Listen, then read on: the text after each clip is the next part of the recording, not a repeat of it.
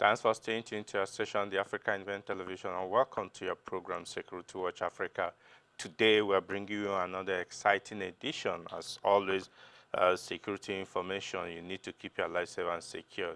Here is the channel, and this is the program. My name still remains Patrick Abambo. Today, we'll be looking at specifically the 2025 Salah security in Nigeria. How has it been? Because if you cast our mind back to some years ago, about 5 years ago, festive period has always been a time for people to be worried about their safety the more because of the enemies of society striking and disturbing. But so far it's been so good, and I can tell you that Nigerians are beginning to get used to the new era of no security breach at this period. But first of all, let me wish our Muslim brothers and sisters Eid Kabil. Eid Kabil. Eid Kabil is the period where the Muslims commemorate the faithfulness, should I say, of Father Abraham, willing to sacrifice his son Ishmael as instructed by the Almighty God. And in return, God provided a ram instead of him sacrificing his son Ishmael. That is what this period is all about, as it's a time for prayers, it's a time for people to reflect on their lives and their service to the Almighty. It's also time for people to thank God and marry. But when you marry with all responsibility and with moderation. That is what it is. So happy Eid Kabil to all Muslim brothers and sisters, and even to their friends, the Christian friends, because some are sharing the Salah meats and celebrating together. It's a time for oneness and unity, and that is why we hope that even the enemies of the society will stop causing mayhem among the people. Yes, we'll be discussing with our guests. We're going straight into the discussion after the soundbite from the Chief of Army Staff, Lieutenant General Olufemi Oloyede, promising that and charging the troops to ensure that they provide security for Nigerians. Our guest is already seated. I'm talking about Chimezi Anyadike, a social commentator who will be analyzing how the Nigerian Army specifically and the armed forces in general had fared during this festive period. As we speak now, the Chief of Army Staff is in Maiduguri, Borno State to felicitate and to celebrate with the troops. He's going to be having a Salah luncheon with the troops as we speak, to tell them that, listen, army leadership, that he's at the head, is with them, and will be with them and ensure that their welfare is taken care of. That is a motivation. And so maybe let's hear the charge he gave to the troops earlier now. You all agree with me that in the last 2 or 3 months, so much has been done here in decimating these criminal elements. For example, you can hardly hear anything about the Lakurawas in the last 3 months, because our soldiers and officers are on their trail, moving from one point to the other. As they are moving from one point to the other, we are pursuing them, and we intend to continue with that. It's the same thing with the fight against the bandits there. In the last few months, we killed very prominent bandit leaders, like Samala Boka, the likes of Boderi. All those ones are dead. And as we speak, we're still pursuing them, and to see how we can make the entire Northwest very safe. Of course, the challenges are always there, but I want to make it known to all that security is everybody's business. So we expect the populace to support us the more, give us information so that we can do our jobs better. For as long as we do that, even our enemies, our collective enemies, will leave a space for us so that we can have space for development. appreciate you for what you are doing. I want to tell you that I'm happy the way you are dealing with these criminals out there, all these bandits. But I want to tell you that we need to do more. Yes, sir. We need to kill all of them. Yes, sir. So that they will leave this place for us, so that we can have peace. So that we can go back to our family. Yes, sir. So that we can make Nigeria better. Yes, sir. So that all these resources we are wasting on buying vehicles, buying envelopes, we'll use it for the betterment of the soldiers. Yes, sir. Do you understand? Yes, sir. Welcome back. Yes, that was Lieutenant General Oluyede charging his men. Yeah, let me bring in Mr. Anyadike now. It's a pleasure to have you back in the studio again. Same here, sir. Thank you Yes. very much, sir. Today is the second day of the Salah celebration. Yesterday was the Eid. Many Muslims went to the prayer grounds to offer their supplications and their prayers to the Almighty God. Today's celebration is going all over. Reflecting back a little bit to about 5 years ago, what would you say now as a Nigerian? How do you feel? Yeah, well, it's obvious to everybody that insecurity has ebbed, especially during festive seasons like this. I remember some time ago in the past, not so distant past, that whenever there are festive seasons, you would, especially for that would require prayers or prayer gatherings, you would see a deployment of security personnel armed with metal detectors, scanning the faithful or the adherents of the particular faith, maybe Christian or Islam. And you would see that despite all of their efforts, there is still this heightened fear and paranoia within the society. So I think, with my own opinion, I want to specifically and categorically emphasize on the fact that insecurity has largely ebbed, and there is a serious improvement in security during festive seasons. I mean, a lot of Nigerians cannot even remember the last time they went to prayer meetings or prayer grounds with apprehension and fear. So I think kudos to Nigeria's security framework, kudos to the military, kudos to the law enforcement agents. And it's, like I said earlier, it's very clear, it's very obvious to everybody that security has improved very, very well in the society. Yeah, because looking at, he just took us down memory lane, and when people were being scanned and freezed everywhere you go, even roads were being closed partially and all that. Yes. But yesterday in Abuja and all over the country, people went freely to the prayer ground. Let me ask this: is it that these criminals have repented, or is it that there is a more security consciousness or awareness among the security forces and the people? Yeah, I would look, if I should, let me say, okay, it's 70% this way and 30% this way, in the sense that most of these non-state actors have been largely decimated, and then some of them have repented. So there is a reduction in the number of those that perpetrate these acts. Secondly, 70% to the efforts of the Nigerian armed forces and the law enforcement agents, that they have largely done a lot of work, intelligence gathering, follow up on intelligence gathering, and then implementation of strategies to reduce, to decimate, to neutralize these non-state actors. So I would say that, yeah, 70% this way, 30% this way, but all in all, the average Nigerian, I mean, go through the Federal Capital Territory, go through Abuja, people are moving around freely, people are going to the Ummah are going to the prayer grounds. They went to the prayer grounds freely yesterday. There was nobody that went there with apprehension or even had the imagination that there could be an incident. So the general paranoia that existed within the society has largely dissipated. And then I believe that the law enforcement as well as the Nigerian armed forces are also at the forefront of making sure that there is no repeat of what used to transpire in the past. So I mean, it's a huge effort, rating them. I mean, it's a huge effort on their part, and kudos to them. Okay.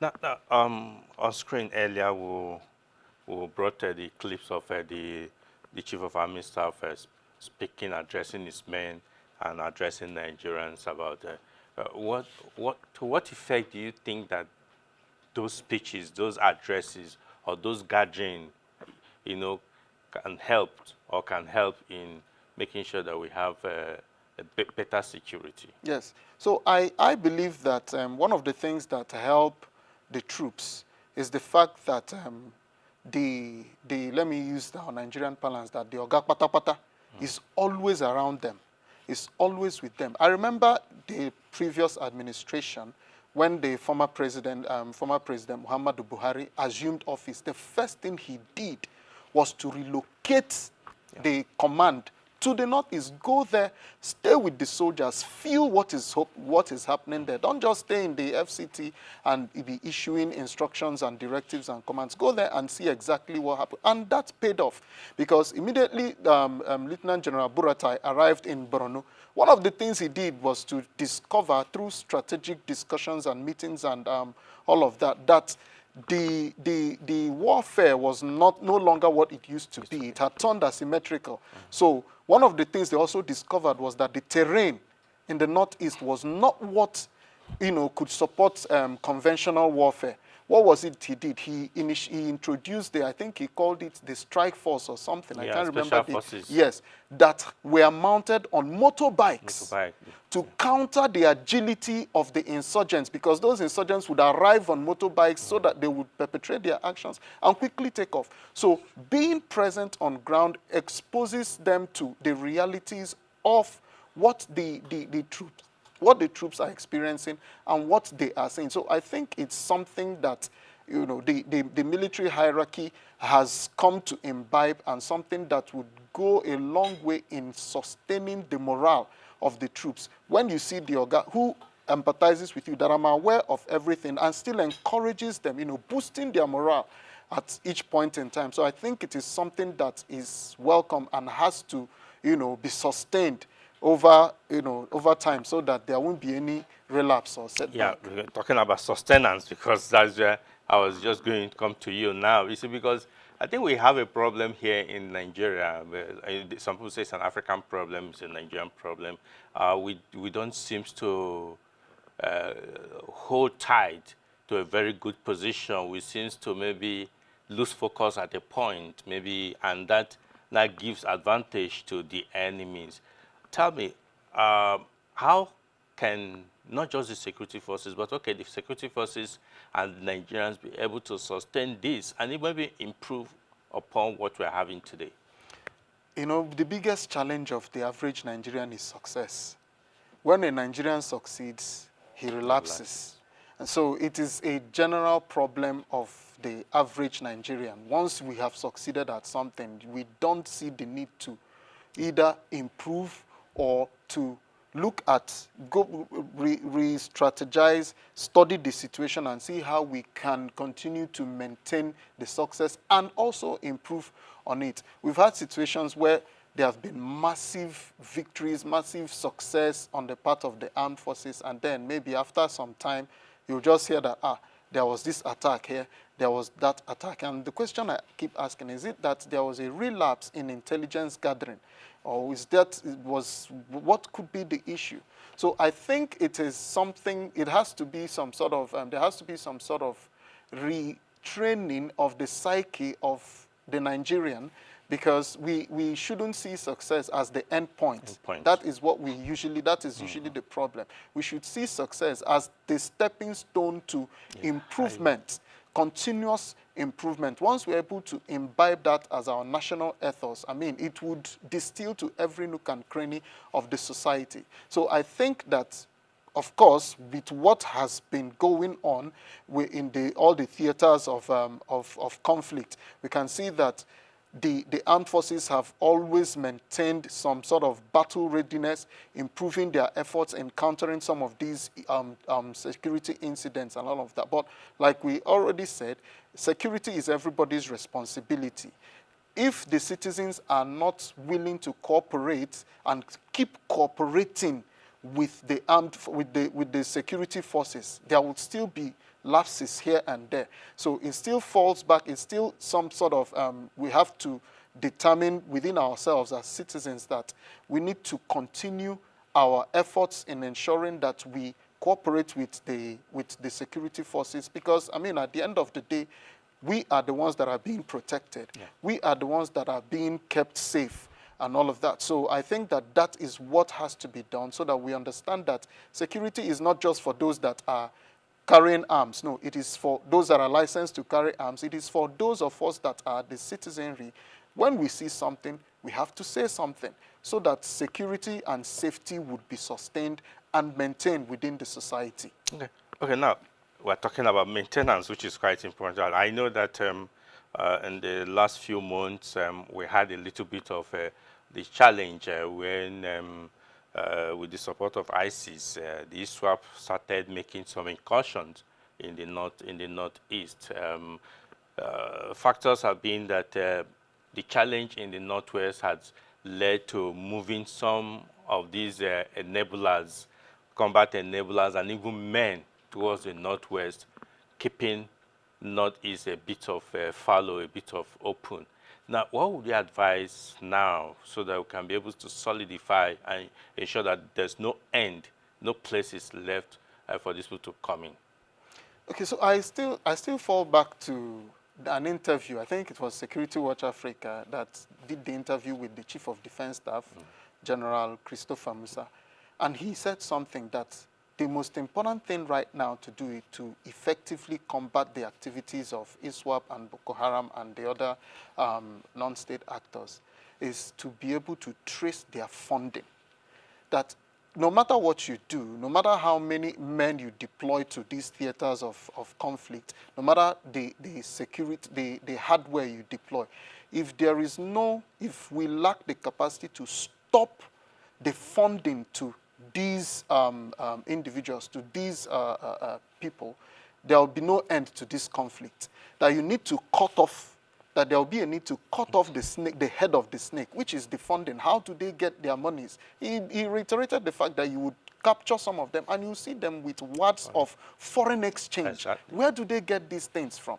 And then secondly, our neighbors also at the borders, how are they still able to allow these individuals infiltrate their territories, and there seems to be no end to this? What exactly are they doing? So I think that the conversation on collaboration has to be deepened. We need to find a common ground on how to stop funding, first and foremost, as stated by the Chief of Defense Staff, and also the communities at the borders. What are the challenges that they are facing with providing intelligence to the security forces? So if they are able to sort out these two issues, I believe that to a large extent, once the head of the snake is cut off, and once maybe, how do I put it, forced or willing collaboration with these non-state actors amongst the border communities is stopped, that would signal a very serious end to the issue of insecurity, both in the northeast and also in the northwest. Yeah, while the foreign collaborator seems to be very, very strong, because for me personally, I know how these people get access to some of these funds and equipment, and even the men, because as we speak, you have some Syrians, some Arabs fighting on the side of ISWAP, because a big agenda now holds. So Nigeria seems to be the receiving end. But let's look at what we call the local logistic suppliers, because we see some motorists, we see some Nigerians, some traders who go willingly sell things to them, provide things to them, even to the point of pimps taking girls to these bandits and the terrorists in their camps and all that. Somebody asks, what is wrong with these people? Why are they not concerned about the lives that have been killed on a daily basis, properties that have been destroyed? Instead, they are concerned about their own business.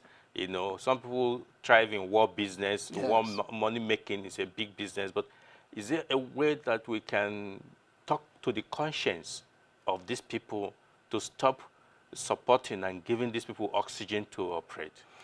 Well, I think that there should be a way, but also we need to address the basic problem, which I think is more psychological and yes, it's psychological in the sense that now some of these people that perpetrate these acts have seen that this is an easy way to make money. Yeah.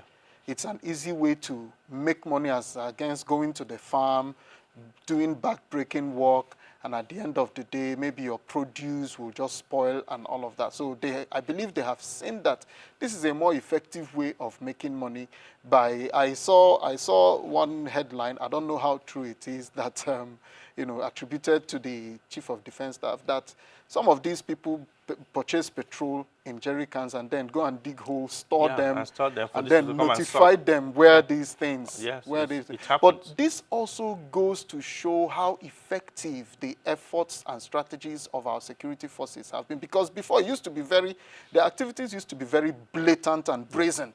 They would just enter communities, go and by themselves purchase the petrol and procure some of the things they need. But right now, they've been decimated to the point that they would need collaboration with the locals. Yeah, going back door now. Yes, they are going through the back door. So I think that there will still be a solution by the military hierarchy, by our security forces to be able to combat. Now it has come local, like you said, sir.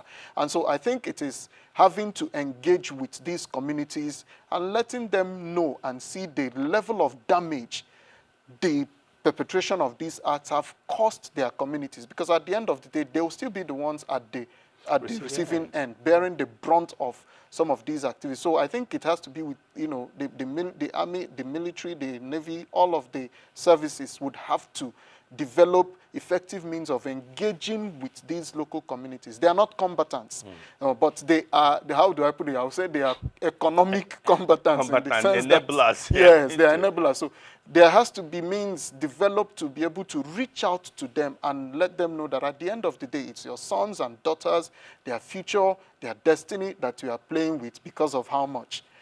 So really, we're getting signal to leave. But let me find out from you this particular issue, because I know sometimes it's easier for us to talk about get these people off, kill them. We had the Chief of Army Staff earlier talked about finish these people, kill them, so that we can have some peace. Yes. Now the cost of executing this war, in terms of resources now, financial resources, even human capital that are being wasted, it's so massive. Now, the Chief of Army Staff has this vision that maybe let's finish this, and so we can even have free money to take care of their personnel. What do you think about that? Well, the cost of prosecuting a war or the cost of managing conflict like that is always astronomical. And when it is protracted like this, it becomes a very serious issue. So I think that what the Chief of Army Staff told the men at in Maiduguri is commendable. They would have to look at it, in two ways. It's either you keep fighting, treating it with kid gloves, and at the end of the day, you just get exhausted, or we take a decisive action right now and decimate these non-state actors decisively so that there will be some sort of rest and respite for both the men and women of the Nigerian Armed Forces, as well as the communities where these conflicts have been taking place. So I think that I would want to agree with him that a decisive action has to be taken to be able to make peace return to this command. Then they also would have some rest and respite as well. Oh, thank you so much for Thank you. coming to us this day again. We're really happy having you again, and it's always been our pleasure with your contribution. Viewers, if you are joining us, this is your program, Security Watch Africa on AIT. Sadly, this is where we draw the curtain for this week's episode. If you have enjoyed watching us, join us again next week when we bring another exciting and more informative edition of this program. But before then, follow us on all our social media platforms so that send us your questions or whatever agitates your mind you want to get some response, send it to us because the information is there on the screen so that we can interact with you. Until when we come here again next week, I say thanks for staying tuned and bye for now. you.